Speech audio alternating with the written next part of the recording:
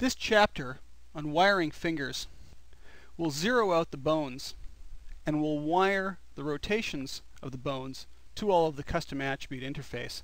This is obviously going to take a little bit of time, but it's well worth it for a really good hand setup. We need to zero out the rotation of these bones because we don't want them suddenly popping or changing. Currently, the values of all the spinners start at a value of 0, and that makes sense. But if I pick one of these bones and look at the y-axis, let's say, that we need to actually rotate this joint around, the y-axis current value is 16. If I wire 16 to a value of 0, this joint will suddenly pop straight. I could then sit there and play around with the math to get it back and know that I need to add 16.099 back onto it to get it to rotate back. But that would be even more of a pain to get everything back and wired together the way I want. The best way to do this is to use the zero out feature of freeze transform. Freeze transform will pop up this message, and that's accessed by Alt right click in the upper left hand quad menu. Freeze transform involves setting up another layer of controllers. You will lose any constraints animation that was applied to these objects. Sure. What it does is it builds a list controller on the position and rotation of the object. The first controller holds the values that it started at. The second controller holds the values as an offset controller. So all of the values of the second controller start at a value of 0 because they're additive onto the original one.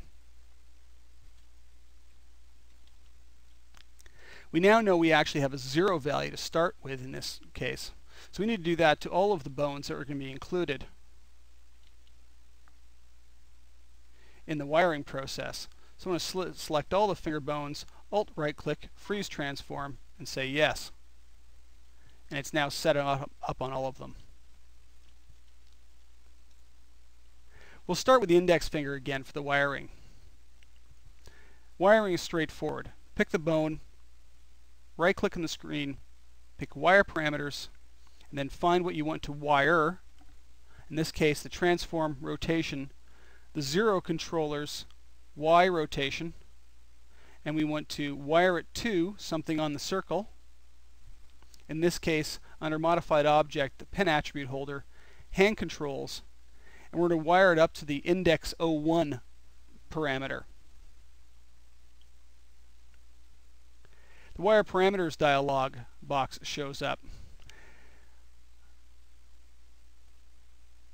On the left hand side is the bone that we started with in the finger. The right hand side is the control object that has all the parameters on it.